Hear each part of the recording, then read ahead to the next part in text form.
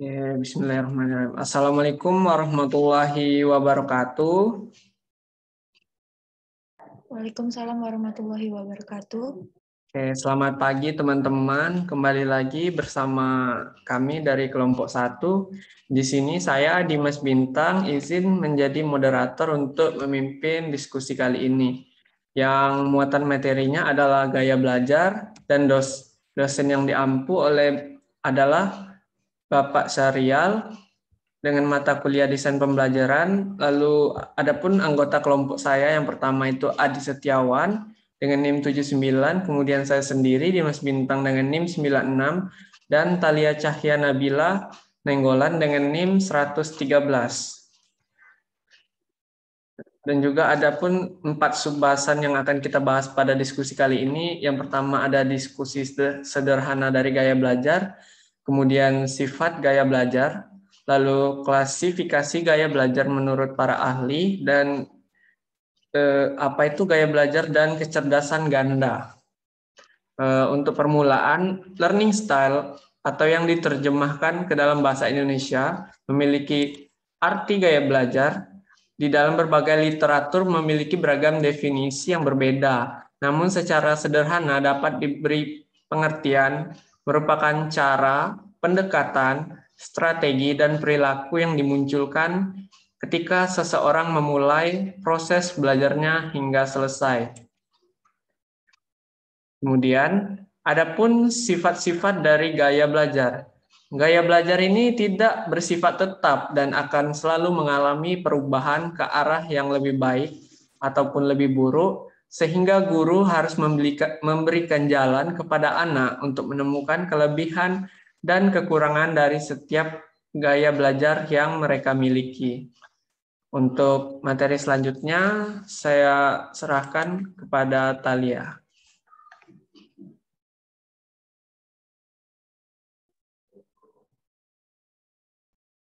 Hani dan Mulford tahun 1986 menunjukkan bahwa kita harus mengadopsi salah satu dari 4 gaya yang berbeda untuk menyelesaikan tugas belajar yang diberikan dengan memuaskan. Adapun 4 gaya yang dimaksud adalah yang pertama aktivis, yaitu lebih suka melakukan pembelajaran dengan mempraktekkan secara langsung untuk mendapatkan pengalaman dan keterampilan. Tidak suka membuat plan atau rencana sehingga memiliki kemungkinan terbesar akan mengulang-ulangnya apabila hasil yang didapatnya tidak memuaskan. Yang kedua, reflektor, yaitu lebih suka melakukan pembelajaran, maksud saya, melalui pengumpulan informasi sebanyak mungkin, kemudian membuat keputusan apa yang akan ia lakukan selanjutnya. Durasi waktu yang cukup lama pada pengamatan dan menganalisa melelahkan akan membuat mereka lambat dalam mengambil keputusannya. Yang ketiga, teori. Memiliki sebuah susunan yang rapi dan teratur dalam memecahkan sebuah masalah melalui pandangan yang lebih logis dan kontekstual, tidak menyukai subjektif tunggal dan ambiguitas.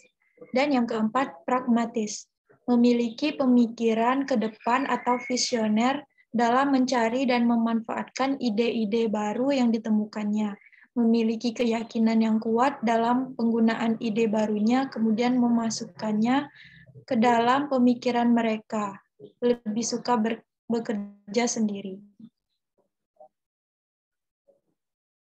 Selanjutnya, Neurolinguistic Programming menyatakan bahwa proses komunikasi yang kita lakukan akan mempengaruhi pembelajaran kita. Berdasarkan hasil pengamatannya, diklasifikasikan 3 gaya belajar yang telah diidentifikasi kebenarannya. Yang pertama, pelajar visual, yaitu lebih suka belajar dengan melihat. Yang kedua, pelajar pendengaran, yaitu lebih suka belajar dengan mendengarkan. Dan yang ketiga, pelajar kinestetik, yaitu lebih suka belajar dengan melakukan atau mempraktekkan.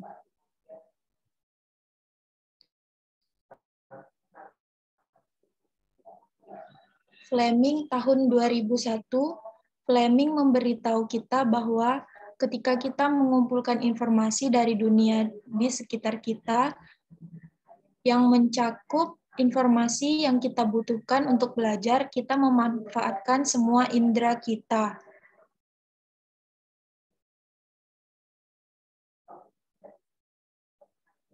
Selanjutnya, Myers-Briggs model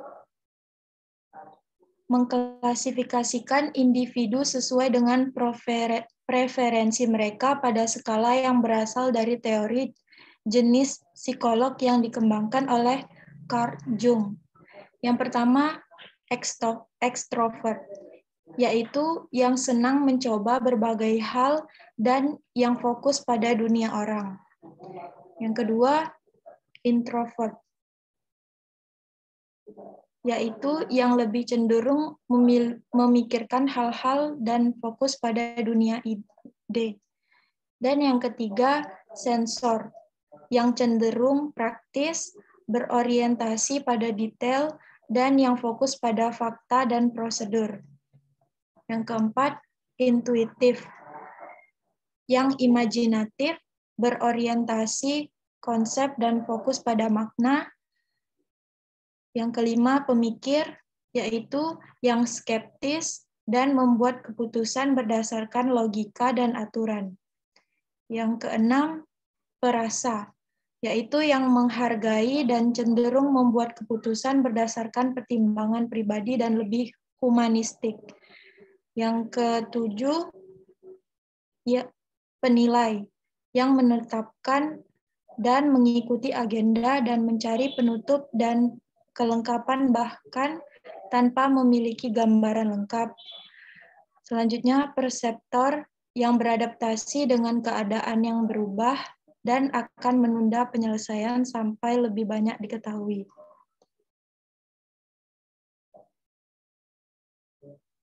Pelajar ekstrovert suka bicara untuk memahami informasi dan ide baru.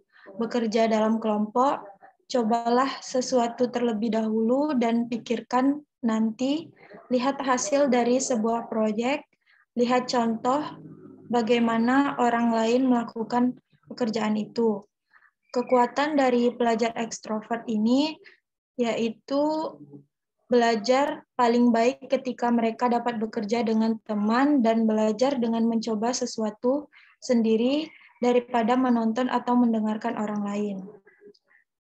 Pelajar introvert suka belajar sendiri, mendengarkan orang lain berbicara, dan berpikir tentang informasi secara pribadi. Pikirkan sesuatu terlebih dahulu dan coba nanti. Mendengarkan, mengamati, menulis, dan membaca. Kekuatan pelajar introvert ini belajar paling baik ketika mereka dapat menemukan tempat yang tenang untuk bekerja dan memiliki cukup waktu untuk merenungkan, membangun kembali, dan meningkatkan pekerjaan mereka. Pelajar sensor suka memiliki tujuan yang jelas, berhati-hati dan memperhatikan detail, memiliki memori yang baik untuk fakta-fakta, dan lebih memperhatikan tugas dan ide praktik.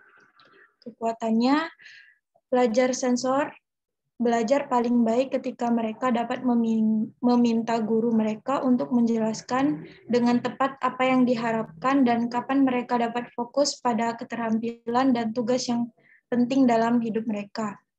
Pelajar intuitif suka seperti membaca dan mendengarkan, membutuhkan penggunaan imajinasi. Pelajar intuitif belajar paling baik ketika mereka dapat menemukan cara untuk menjadi imajinatif dan kreatif di sekolah. Pelajar berpikir lebih suka ingin diperlakukan dengan adil, seperti guru yang terorganisir, ingin merasakan prestasi dan keterampilan,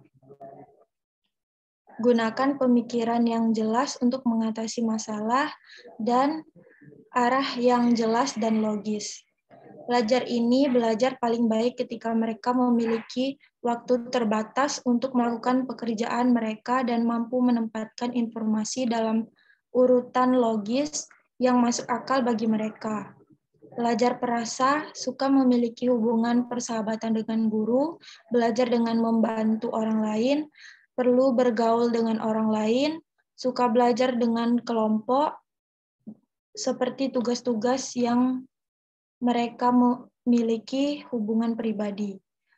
Kekuatan pelajar perasa belajar paling baik ketika mereka dapat bekerja dengan seorang teman, menemukan kesempatan untuk memiliki topik yang mereka pedulikan dan membantu orang lain. Pelajar penilai suka memiliki rencana dan menaatinya, bekerja dengan cara yang stabil dan teratur, suka menyelesaikan proyek, dan mengambil sekolah dengan serius. Kekuatannya, pelajar penilai belajar paling baik ketika mereka memiliki tujuan jangka pendek, ketika mereka mampu membuat rencana tindakan dan mencari tahu dari guru apa yang diharapkan. Dan yang terakhir, pelajar perseptor. Pelajar ini suka terbuka untuk pengalaman baru dalam belajar, suka membuat pilihan, fleksibel, bekerja paling baik ketika pekerjaan itu menyenangkan. Selanjutnya, slide model gaya belajar Kolb.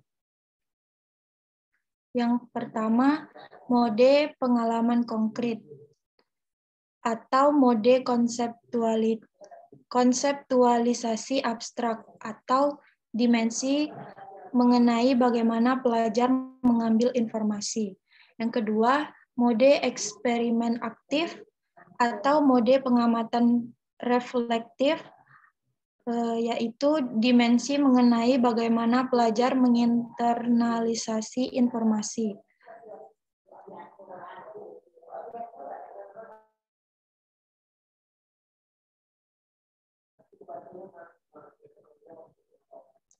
Gaya belajar Felder-Silverman adalah sistem lain untuk menggambarkan gaya belajar.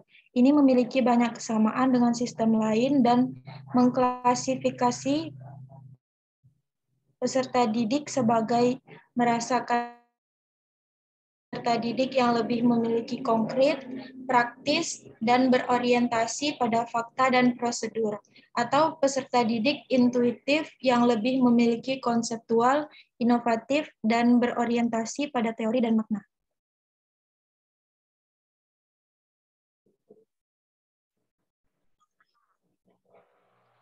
Selanjutnya, saya kembalikan ke moderator.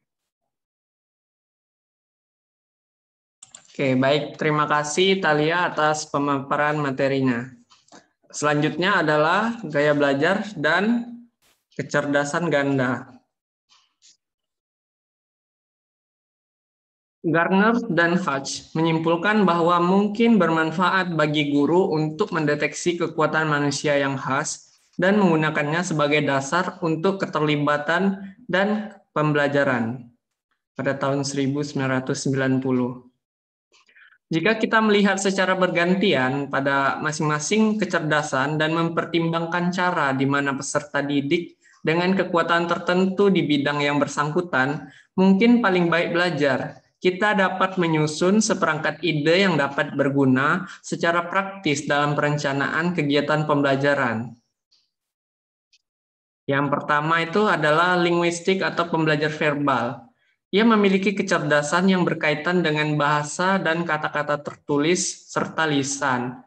Memiliki preferensi suka membaca, menulis, cerita, bekerja dengan teka-teki, dan paling baik menggunakan bahasa deskriptif, menghafal tempat, tanggal, dan trivia. Kemudian partner terbaik dalam belajar adalah dengan mengucapkan,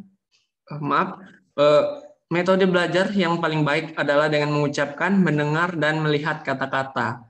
Selanjutnya ada pelajar logis atau matematika. Ia memiliki kecerdasan yang berkaitan dengan penalaran, angka, abstraksi, dan pola. Memiliki kesukaan terhadap eksperimen, menyelesaikan masalah, bekerja dengan angka, mengajukan pertanyaan, dan mengeksplorasi pola dan hubungan. Dia memiliki kebaikan pada matematika, penalaran, logika, dan pemecahan masalah, serta bekerja dari konkret menuju abstrak. Lalu belajar dengan baik apabila dia berhasil mengkategorikan, mengklasifikasikan, dan bekerja dengan pola abstrak serta hubungan. Selanjutnya ada pembelajar spasial atau visual, memiliki kecerdasan yang terkait dengan apapun visual dan penciptaan gambar mental. Memiliki kesukaan terhadap menggambar, membangun, merancang, dan membuat sesuatu. Melamun, melihat gambar dan slide, menonton film, dan bermain dengan mesin. Ia memiliki kelebihan dalam membayangkan hal, merasakan perubahan, labirin, dan teka-teki, serta bekerja dengan gambar. Selanjutnya ada pelajar tubuh atau kinestetik, memiliki kecerdasan yang terkait dengan gerakan fisik dan tindakan yang terletak di korteks motorik otak atau di mana gerakan dikendalikan. Suka bergerak, menyentuh, berpikir, berbicara, menggunakan bahasa tubuh dan melakukan. Ia memiliki kelebihan saat melakukan aktivitas fisik dan kerajinan. Lalu, metode belajar adalah dengan menyentuh, bergerak, berinteraksi dengan ruang, dan memproses pengetahuan melalui sensasi tubuh. Selanjutnya ada pelajar musik, memiliki kecerdasan yang berkaitan dengan suara dan pola pendengaran, irama, ketukan, dan tempo. Ia suka bermain alat musik, bernyanyi, dan bermain drum. Lalu menyukai suara manusia.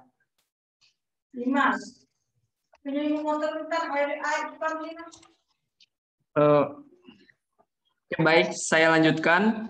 Pelajar musik memiliki kesukaan saat bermain alat musik, bernyanyi, dan bermain drum. Kemudian menyukai suara manusia. Lalu ia bagus saat mendengarkan, menciptakan lagu, menjaga waktu atau tempo, membedakan antar suara yang berbeda.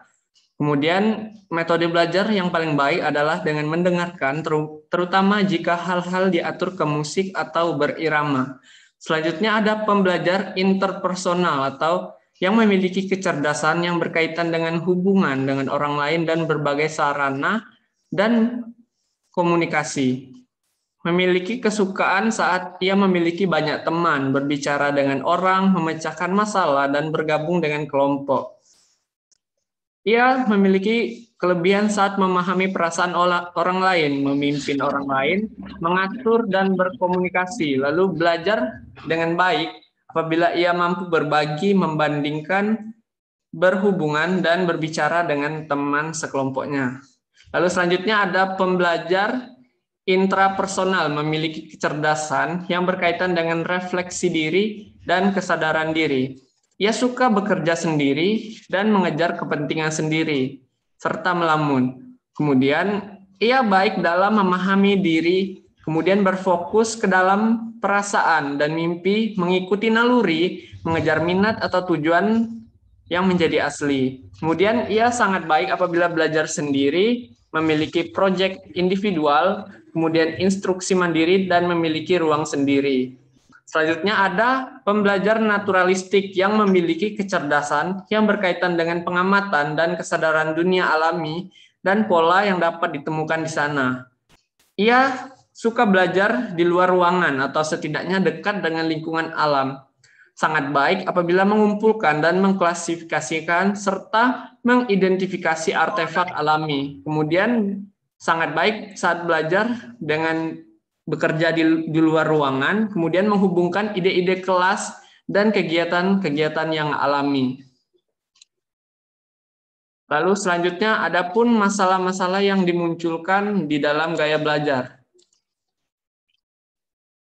Masalah dapat muncul bagi guru yang mencoba menjelaskan hal-hal dengan cara yang mereka anggap semua orang dapat mengerti.